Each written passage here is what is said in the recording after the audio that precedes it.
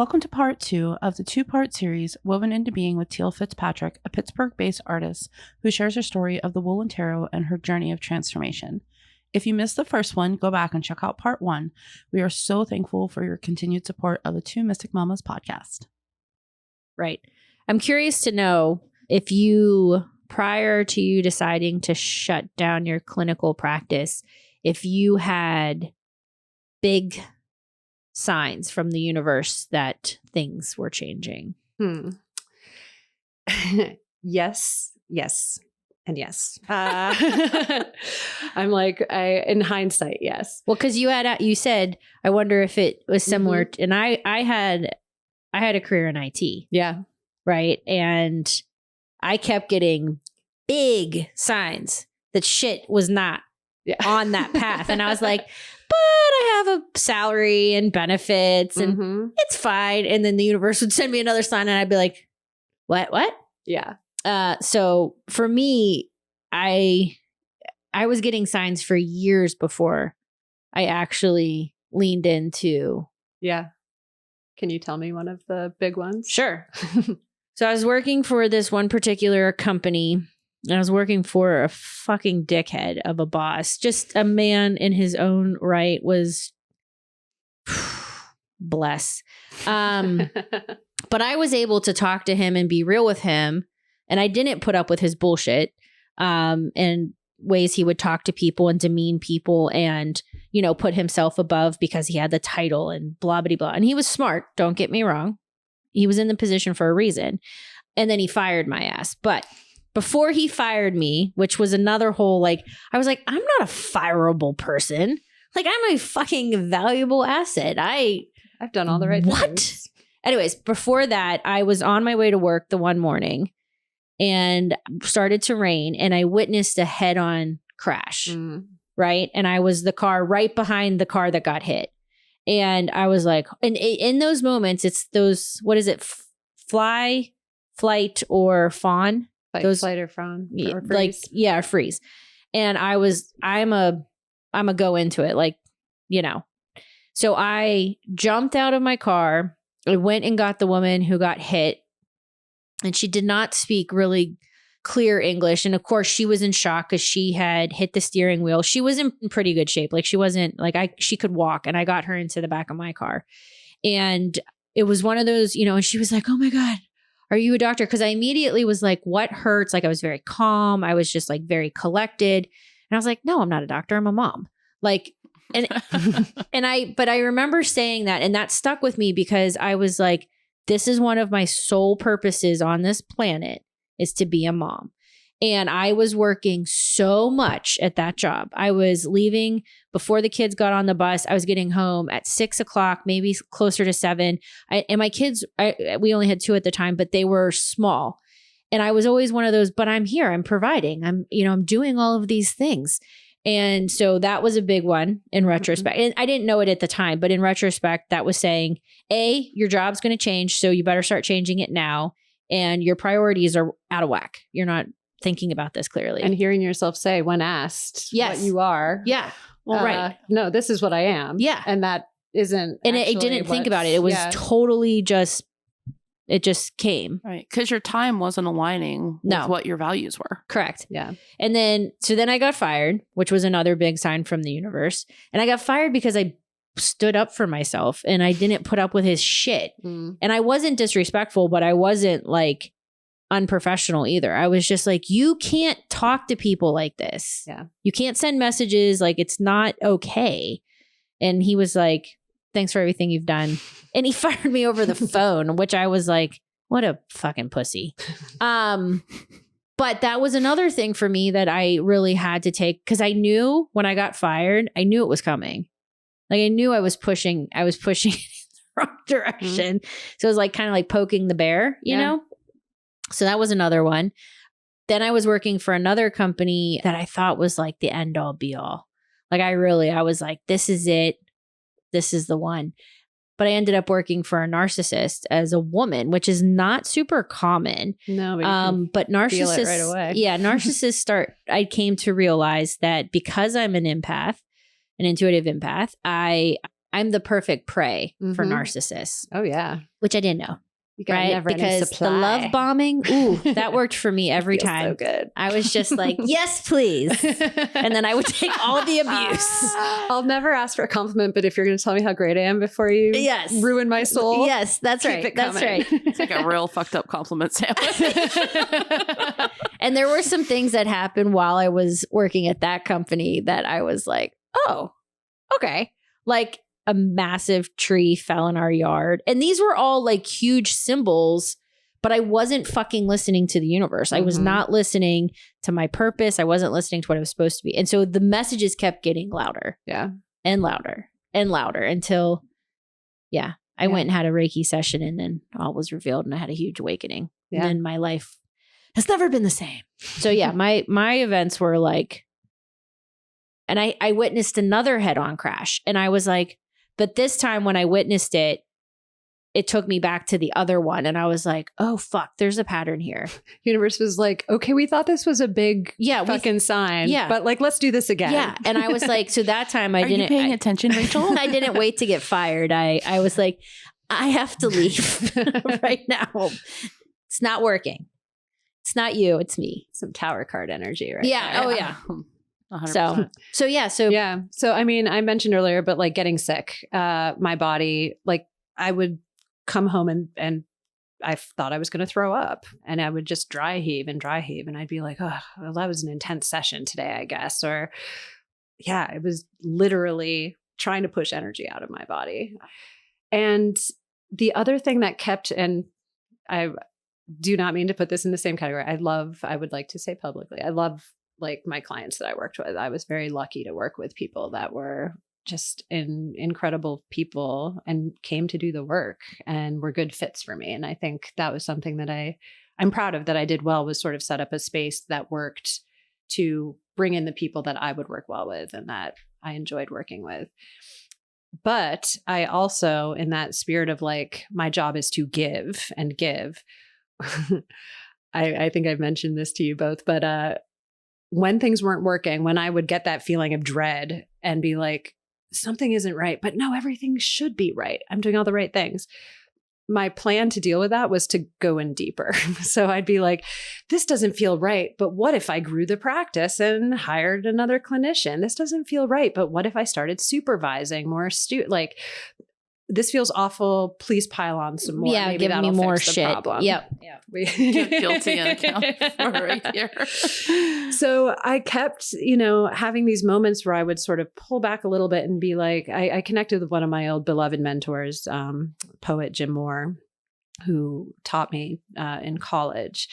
And he suggested, again, very gently and nicely, that it was kind of sad that I wasn't writing poetry anymore, just because he would have liked to read it. He wasn't trying to be bossy, but he recommended that I check out a writing program in Provincetown called the Fine Arts Work Center, which is an amazing place where you can go and do week or 2 week poetry workshops with like phenomenal writers. And it feels very grown up. It doesn't just feel like a cute little retreat, but so it put me sort of face to face with writing seriously, which I hadn't done in years since I really started psychology. And that used to be such a big part of my identity, was as a writer. So he recommended I went there and I started having this sort of like heart awakening again. It was like, oh, I really miss writing. I really want to do this. And then I got back to Pittsburgh and was like, nope, we're just going to keep going harder on the psychology stuff. And as I would do that, you mentioned, being available for people that want that supply. It was like I would take a little step towards embracing this other part of my life. And then someone would come to me and say, hey, can you supervise in this program over here? Or, hey, I know you're not taking new clients, but this one might be really interesting for you. And it was almost like the closer I got to the edge of the cliff, like something else would come and push me just like a little bit more. And I would say yes. And I recognized it. I didn't know why I was doing it, but I recognized that pattern of working against my own sense of freedom and my own sense of being true to myself. And so, yeah, again, in hindsight, there was my body sort of revolting. I wouldn't put this in. We talked a little bit about, I had a sudden ovarian failure when I was 39 years old. Oh, And no, we're going to talk about we that. can talk about that. But Yeah. that I wouldn't put that in the same category as like my body being upset in the way it was during therapy. But like, I don't know that I would have caught what was happening there if I hadn't had to be forced to listen to my body a little bit more when it was screaming at me that things weren't right. Yeah. So again, with hindsight, my body was revolting. And then I would find myself in this pathological pattern of knowing I should say no and opening my mouth and being like, yes. Almost like an addiction. Yeah, like, absolutely. Yeah, for sure. There was like the familiarity of that dopamine hit. Yes. Of being like, how do you do it all? You're doing these amazing things. And I'd be like, yeah. And then I come home and I vomit. Yes. Well, it was a level of comfortability. And we talked about this when we came into the studio and we were doing reading and everything. And I've shared since the idea of this with my husband, because we talked about when you're saying yes over and over again to things you know aren't right for you, you still have the structure supporting you. Yeah. Even if it's not the right one for you. Yeah. And it feels really hard and scary to jump off the cliff and to not have that support. And I've had multiple times this year that I've had the exact same situation where I've had other parts of my business or other businesses that I've worked in come back and offer me, here you go. Here's this shiny thing on this platter. Yeah. Don't you want to do this? Yep. And my growth journey has been twice this year to say no to these big shiny things. Yeah. And that was hard. Yeah. But also I was like, oh, I'm doing it. I'm doing it. Like I'm saying no. Yeah. But in saying no, you're saying yes to what it is you really want. And what is to come. And I think that that's, that's the universe at play. Because I always say that, God has a sense of humor and we get those tests over and over and over again. Like this won't be the last time any of us have a test that comes back after we've thought we've put it to bed and we've moved on and we've done good. And it's like, joke's on you. It's coming back. So just keep an eye out for it. Yeah, because being a human is a fucking challenge. And, being on your path, not following the patriarchy, not following, or just figuring out that you were on the path that wasn't right for you, right? Not that it didn't play its part, because it does. Everything builds on each other. And, it's cliche. I know that, but I believe that everything happens for a reason. Yeah. I believe people come into your life for a reason. I believe there's signs and synchronicities that happen. And whether or not we choose to acknowledge them or choose to see them or feel them or know them, that's on us. Yeah. So. Yeah. I think awareness, I think we can beat ourselves up for like, oh, why didn't I see this before? I do think divine timing, that we learn the lessons at the time when we have the support to actually 100%. Learn them. And that, I do this all the time. I'm the meanest person in the world to myself, and I'm always working on that. But, I'm the first one who will be like, why didn't you figure that out before? It was so clear. And I have to remind myself of a few things. And one is that, again, this overdeveloped analytic thinking brain likes to take a lesson or something that's coming at me and be like, I know what's going on here. So let me interpret it this way. So someone coming to me when I'm ready to step back from my practice and saying, no, take on more, my brain can say, I'm in charge of this. This lesson is actually to take the opportunity coming to you. Come on. Like the universe is offering you an opportunity. And the universe is like, I've been offering you opportunities waiting for you to say no. No. Yeah. Like the lesson is actually, but my brain can hijack that very quickly. And be like, okay, I know what the end is before it starts. And then that's when I spin around. I'm pretty sure you and I share a brain. I think it's especially because of, your education too. Not that that's a bad thing, but like in these types of situations, that can work against you, not in your favor, because, like that's all ego based. Yeah. It's like the playgrounds where I'm historically the most comfortable are the things that have been well developed. Yes. And like, so going into an intellectual environment, like I know how to read the books. I know how to talk about this. I enjoy that. And also it's like, using one muscle and then not having the capacity to use your full body because you've not developed any strength in those places. Yeah. It's like you're on autopilot. You know it so well. Yeah. there's like a concept from that we learned early on in one of my philosophy classes. The program I went to is one of the last psychology programs that still requires philosophy as part of its foundational training, which is very cool. But Which is also crazy that it's going away. which is, yeah, wild. Because I feel like psychology is based on philosophy. Mm-hmm. Like it's the changes, yeah, the sort of psychology has moved. I mean, cognitive behavioral psychology has a place, but psychology itself has moved from a symbolic, more holistic practice into change your thoughts to change your behaviors, which is a brain forward way of thinking. And that can be very helpful in certain situations, but as an entire field, it really is going into neuro and cognition as the driving forces. Instead of a state of being. Exactly. Yeah. Exactly. Anyways, we don't need to go down that rabbit hole. Oh, but I know you want to. I can see you I'm not trained. peeking your little toe in there. Well, I just like to ask questions all the time. You know, I like to know why people think the way they think. And all the time it comes back to inner child, behavior, trauma, education. I mean, we got some really deeply programmed loops. Yes. That get a lot of work. Yeah. But do we have to seek knowledge to change, or can we just seek knowledge to understand it and look at it with curiosity? Or do we have to go that way where it's, you know, change forward? Yeah. Yeah. I think one of the things that my therapist talks about a lot, and I appreciate so very much, is the idea that change can happen without understanding. Which is how I try to slow myself down sometimes. I'm like, no, I need to figure this all out so then I can implement, or I can like understand what's happening. And she's like, part of the process of trusting yourself and trusting the universe is trusting that you might not have the answers right now, but that some form of understanding will come. Yes. And that doesn't have to be analytic understanding.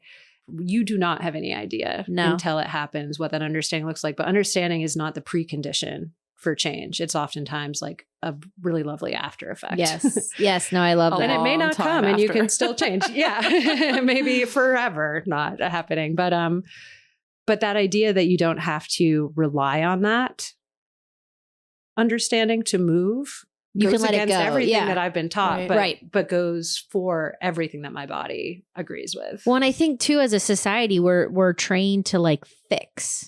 Well, if you go on your phone and you scroll on social media, it doesn't matter where you go. It's all about fix this. If I was going to do this, I would do these 3 easy steps. Yeah. Fix this, but get more followers, do more of this. Like, it's all about fixing. Like, you're never good enough the way you are. Yeah, you don't have enough followers. You don't have enough listeners. You're not muscular enough. You're not eating enough protein. Fuck it all. Like, though I will say some of the solutions for perimenopause I have been grateful for. But there's a difference in managing. Right. Well, and versus constantly trying to fix yourself. Like, totally. I mean, that's a field that is wildly understudied. Yes. And we get minimal, if any, fucking support. Yeah. Yeah. Yeah. Have you guys read Miranda July's book? No. All Force? Mm-mm. I recommend. Okay. It is a novel, somewhat memoir-y in spirit, but it's just like a fun, filthy novel about ultimately at base the perimenopause experience, even though that's not what's talked about. It's like this sort of wild portal journey into like a whole different way of this narrator's understanding of herself. But it got talked about a lot last year when it came out, or 2 years ago. And I was like amazed. I was like, the biggest conversation, the only reason people are talking about perimenopause right now is because this author wrote an amazing book that drew attention to it in a literary way. Yeah. But and then these conversations started happening around it. Yeah. And I consider it a public service announcement book for women all over. But it was because something came into the public domain as a piece of fiction that these other conversations because it was started. palatable for people. Exactly. It wasn't real. Exactly. Yeah. There is, I haven't listened to it. It's 3.5 hours long. But Stephen Bartlett has 4 female doctors of different capacities on to talk about perimenopause this past week. Good for him. 3.5 hours long. I was like, I'm going to have to figure out how to digest this, but it's going to be chock full of knowledge. It's going to be incredible. which kind of like lends itself into part of your story that you started. Well, you told us the whole story last week. But again, I think it's one that we've talked about in the past about it combines radical acceptance with something that you couldn't control, that I think a lot of women and even men, because the men are supportive of partners that are going through these types of things, is what you were talking about, your ovarian failure and your full-blown menopause journey at 39. Yeah. And it was one of those stories that I, not having walked that journey, but again, I feel a lot of when people go, like when they walk through different things. And so I was very much drawn to, wanting to share it, but I know we asked you prior. So if you don't mind kind of touching on that, and because that also has impacted your art and your journey. And your story it's profound. Like I have so much admiration and love and compassion for, the pain, but also the beauty in what you're sharing. Thank you. Yeah. It's interesting. I'm very happy to talk about it. It's interesting. I am a person who suffers from the chronic fear of embarrassing myself, and which is typically associated with vulnerability. And yet for things that are true for me and can be very personal, and some people might be like, this is too much information or whatever, but if they feel really true and honest as part of my experience, that fear of embarrassment goes out the window. And I've started to realize that where it comes up often for me historically is when I was still playing music and performing and working on other people's projects and worried about embarrassing myself because I worried they were going to be embarrassed of me if I made a mistake or did something wrong. And that goes back to all sorts of parent stuff, right? Right. Don't bring shame upon our family. Yes. Do not embarrass us. Yeah, I think that also, just to sort of tag back about accepting or trusting messages, is I'm like, for someone who's so absolutely paralyzed by performance anxiety, sometimes I'll tell you all about hiking and bleeding in the woods. So let's do it because it's true, right? And because it's real. This was also during pre-vaccine COVID, but I got the worst headache of my life. And I really didn't want to go to the hospital because we were in the thick of it and nobody knew what was going on. But I'd worked with enough patients that had neurological brain issues and tumors and stuff. And I was like, this is the worst headache I've ever had.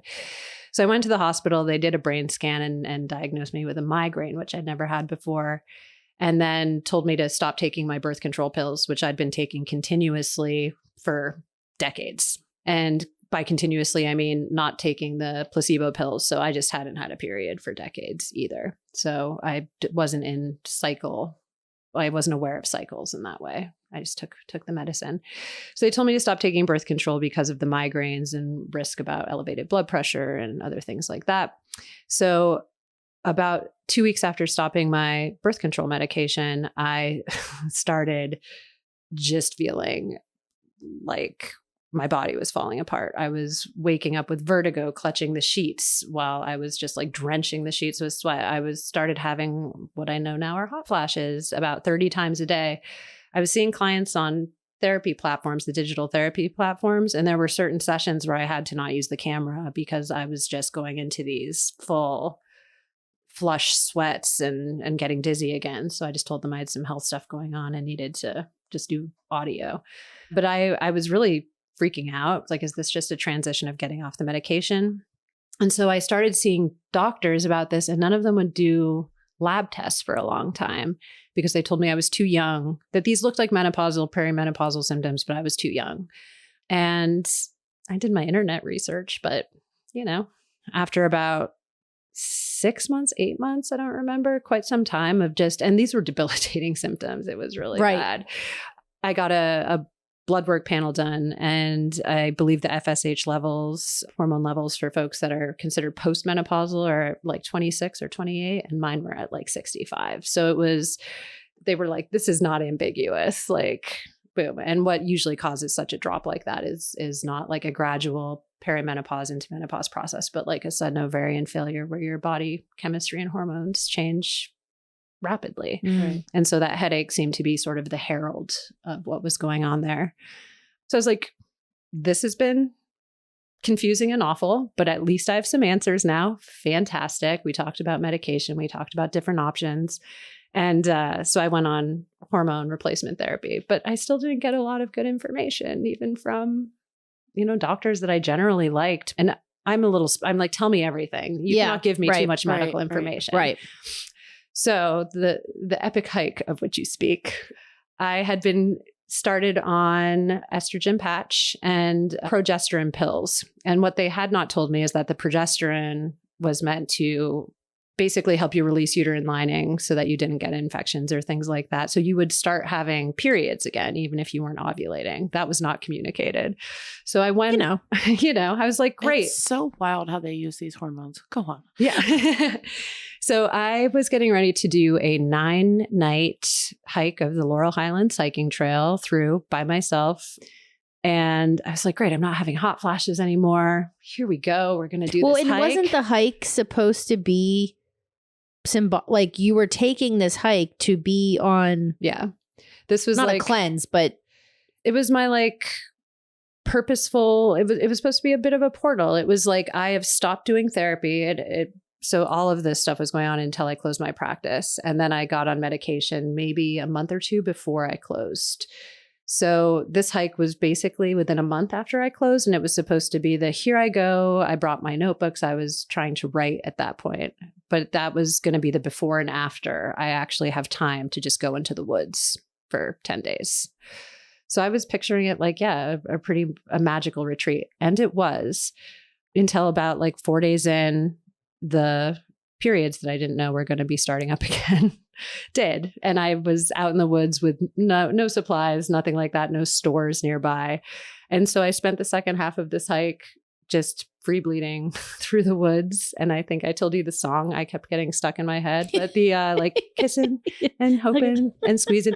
But I was just bleeding and hiking and bleeding. And I was going for days, and I would, stop and try to take care of business as best I could. But I was like, are you fucking kidding me? I went from being this medical anomaly where people no, this can't possibly be the case. To no, you're in full blown menopause. All of these body things are finished, to just being a free bleeding, free spirit in the woods, trying to keep my shit together. And I was like, that's so symbolic, because I wish we lived in a society. We have 2 young daughters.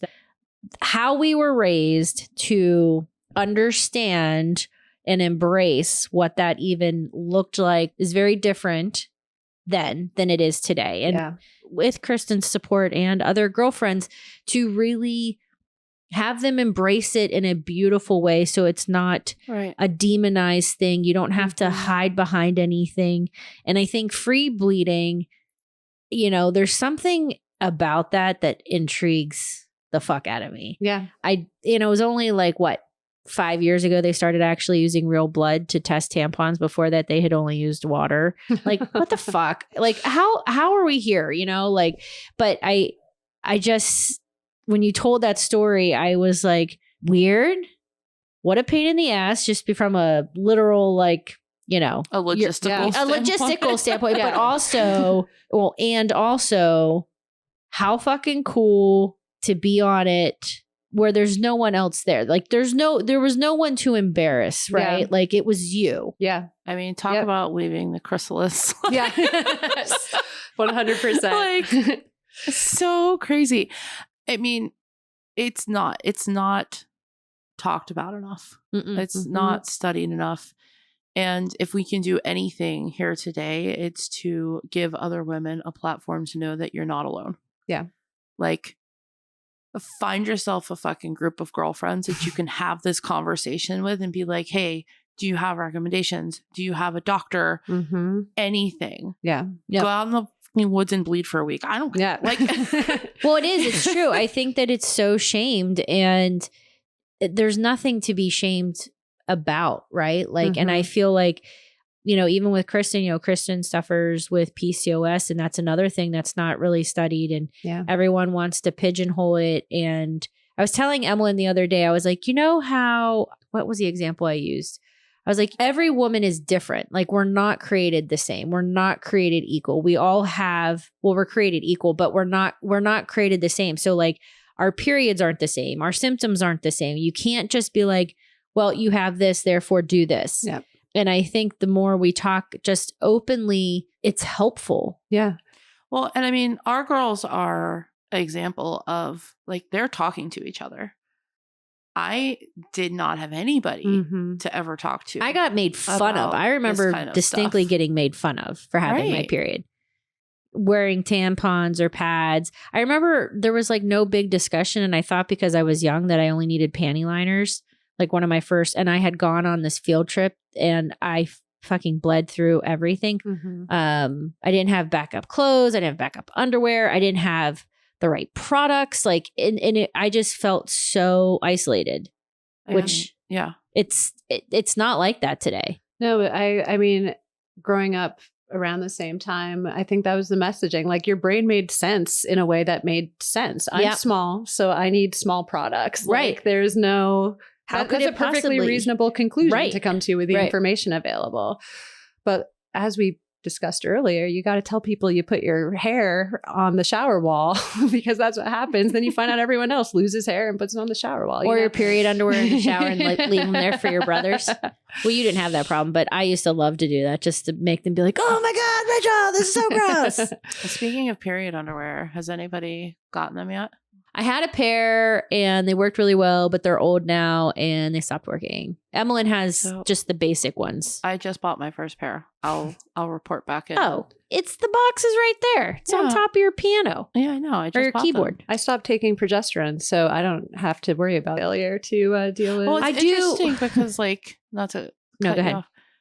Well, in March of this year, I had an event that pushed me into a 7-week period. You were on it when we were at the thing. It was the beginning of the. Oh yes, it's when we were at the when we women's met you. event. And it was to the point where it was like every 45 minutes recording our podcast with a towel under her. I mean, it was really intense. Bad. Yeah, it was really bad.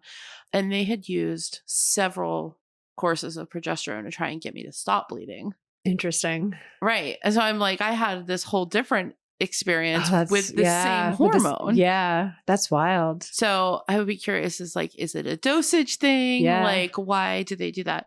Neither course ended up working. And they ended up having, I think it was called tranexamic acid, which is like a clotting agent Okay. to get it to stop finally. Yeah. And then I cycled back into a normal cycle after that. But I mean, it was 7 weeks of not like spotting, like full on. Mm-hmm. Like Yeah. hemorrhaging. It was terrible. God, it's so You know, and you go and you got an ultrasound and all the things, and there's no answers. Yeah. It's like, this is weird and interesting. This sucks for you. Come back. It's like also Congratulations, you're still a lady. it's like, this is your job. I had sent. God, you were so mad about it.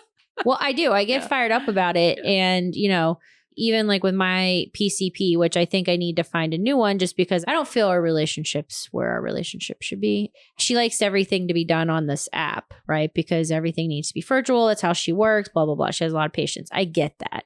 And so I had sent her this supplement that I wanted to try.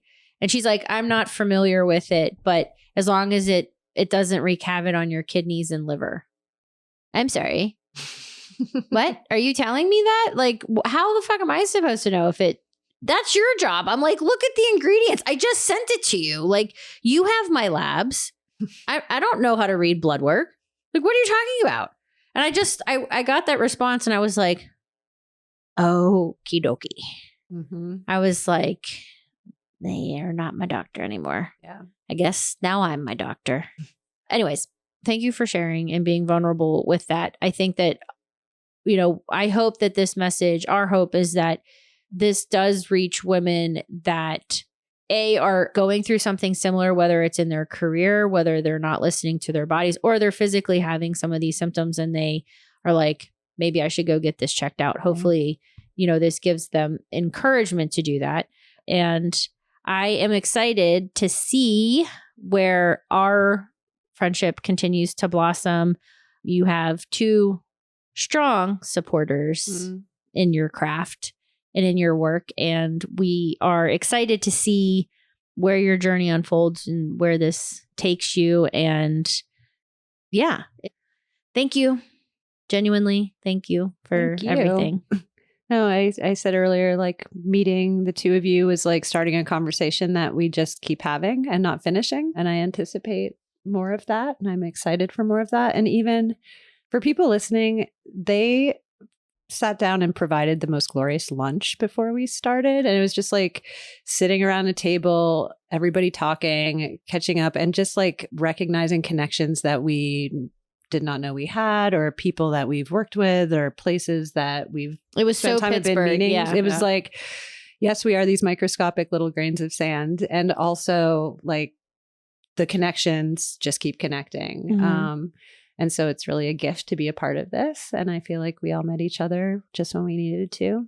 And thank you so much for asking really great questions. I like needing to take a pause sometimes because something just opened up a new door. And I feel like you know how to ask those kinds of questions. So I appreciate that. Thank you so much for being here. If you were to give one piece of advice to somebody that's listening right now, what would it be? To not punish yourself for doing the things that feel good and that bring you joy. There's a place and a need for that. And I think finding those places for ourselves is the best thing that we can do. Perfect. Yep. You are like a mighty river, my friend. You are unstoppable and full of magic, and we're so glad to know you. Me too. Thank you. Yeah. All right. Well, that's it, guys. We'll see you soon. Yep. All right. Bye. Bye-bye. Bye.